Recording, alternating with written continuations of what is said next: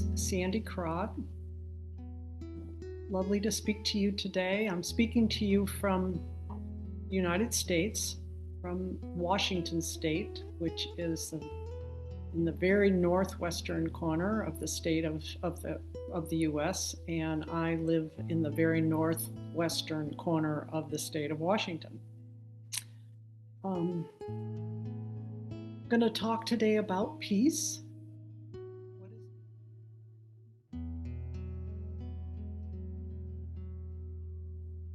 What does peace mean to me? Well, for me, peace is the absence of noise in my head. When I'm not thinking a lot, when I am not filling my head up with noise, it's peaceful. Now, for me, the kind of noise that I tend to fill my head up with is logistics. I think of and planning. I think about what I have to do for the day. I think about conversations I've had or I'm going to have.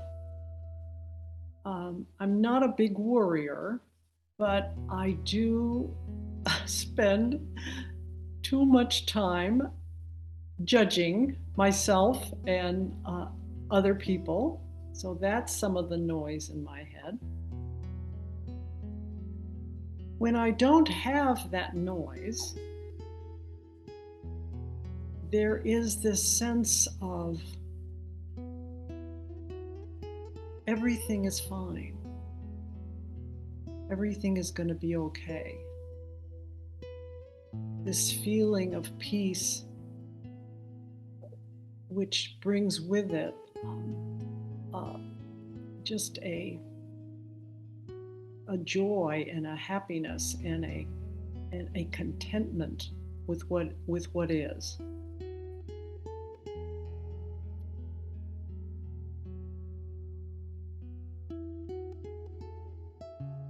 I used to think, in fact, for many years, before I met Sydney Banks, before I had any insights into how the human mind works and into the three principles, I used to think that you had to do something or go somewhere to find peace.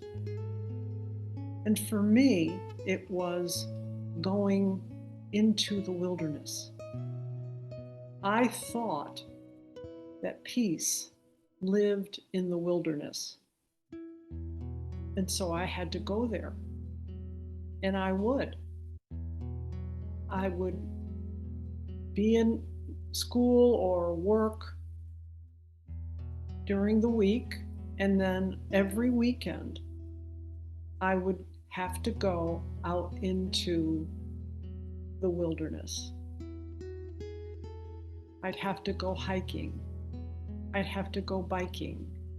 I'd have to go skiing. I'd have to go backpacking. I'd have to do something to get myself out into the woods, because that's where peace lived, I thought.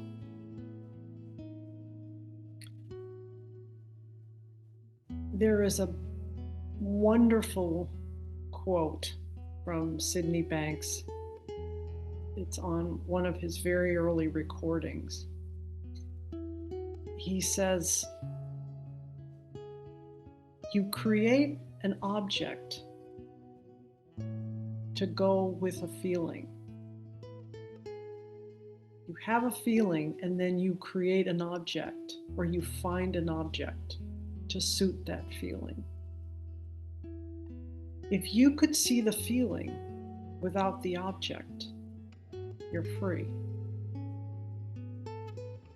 Well, eventually, I realized that I created an object, the wilderness, where I thought the feeling of peace existed.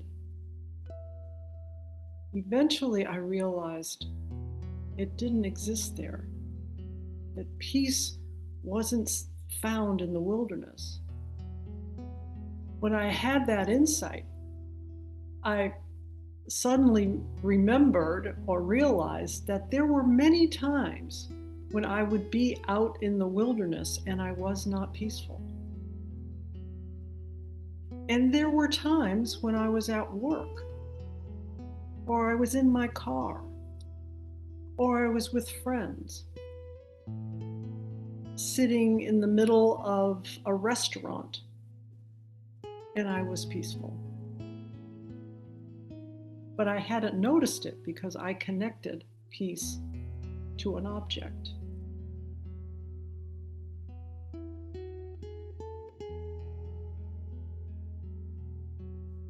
Eventually, I saw that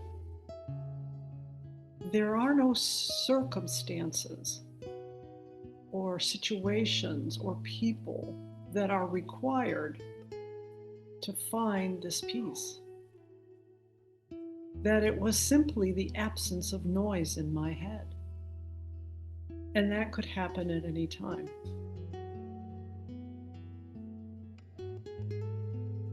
I don't want to suggest that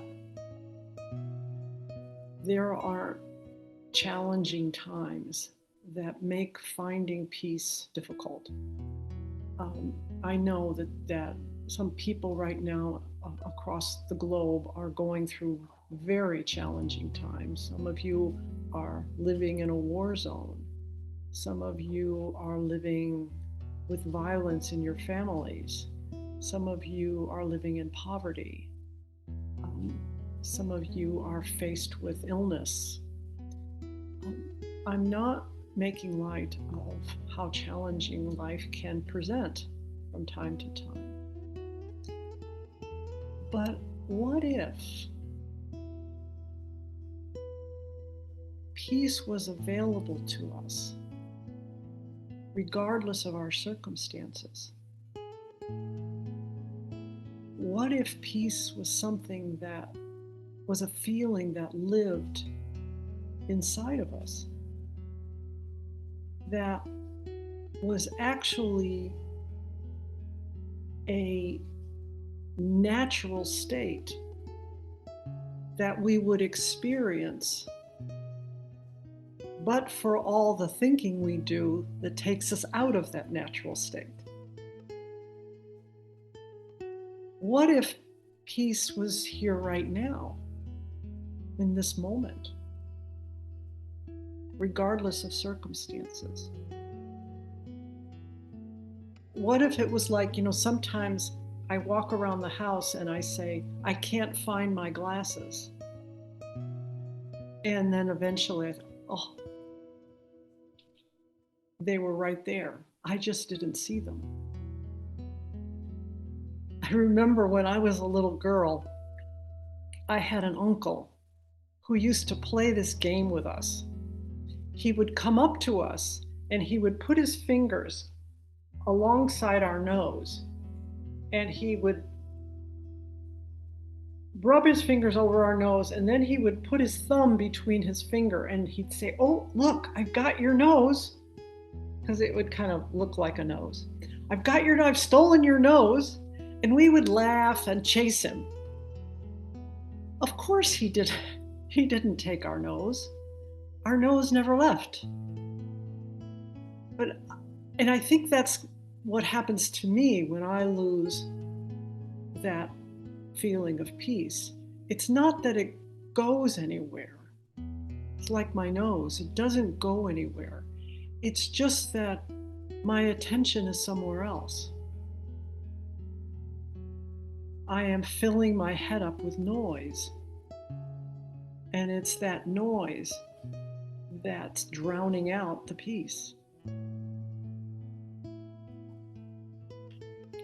Again, I don't want to suggest that it's easy to find peace when we are faced with big challenges. Although, I just recently spoke with a woman. I work a lot with businesses. I work with business leaders and leadership teams. And I was interviewing a young leader at one of the companies. And she was telling me about herself. And she said that she had 4 children. And immediately I thought, 4 children, and she's working full time. Wow, that's a lot. And then she said, and she was a single parent. And I'm thinking, single parent, 4 children. I bet there's not a lot of peace in her life. And then she said, well, 2 of my children have autism. Well, it's challenging to parent a child with autism. And she has 2 children. And then she said, and my youngest child has a terminal illness. She's 6, but the doctors don't expect her to live into her teenage years. Now, she was telling me this, and as she was telling me, I suddenly looked at her, and she had the countenance, the face of someone who was at peace. And I said to her, you know, you look so calm. You don't look at all stressed out. In fact, you've been smiling through this interview. And she said, I am calm. She said, I am peaceful. I said, how come? And she said, well, why not? What's my option? She said, I could be sad, I could be stressed, I could be worried, but it doesn't help me. Now, she never heard about the principles. She never met Sydney Banks, but she found a truth that she realized that peace was something that was not dependent on her circumstances.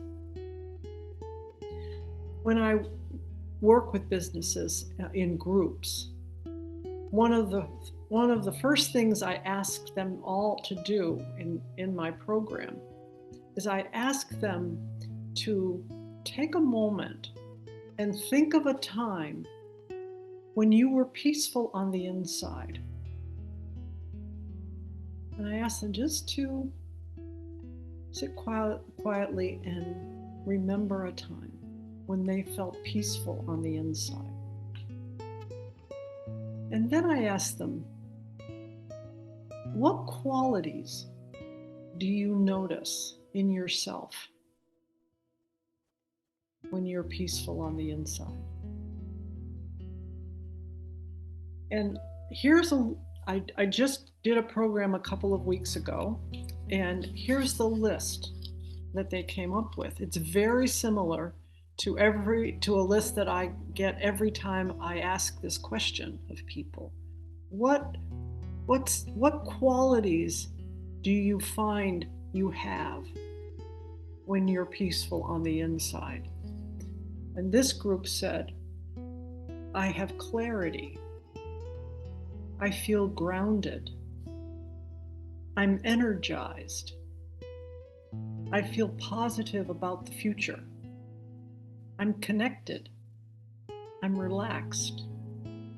I'm strong, inspired, happy, confident, refreshed. I feel light. I'm present. And then I asked them, do you do those things? Do you make those qualities happen? Or do they just show up? And you watch them sit back and they realize, no, they just show up.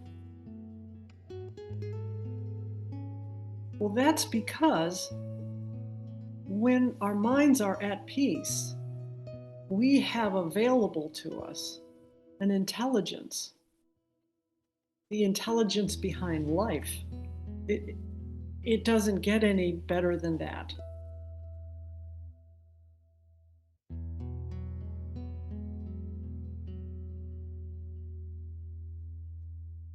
When we're going through challenging times in particular, we need all the help we can get.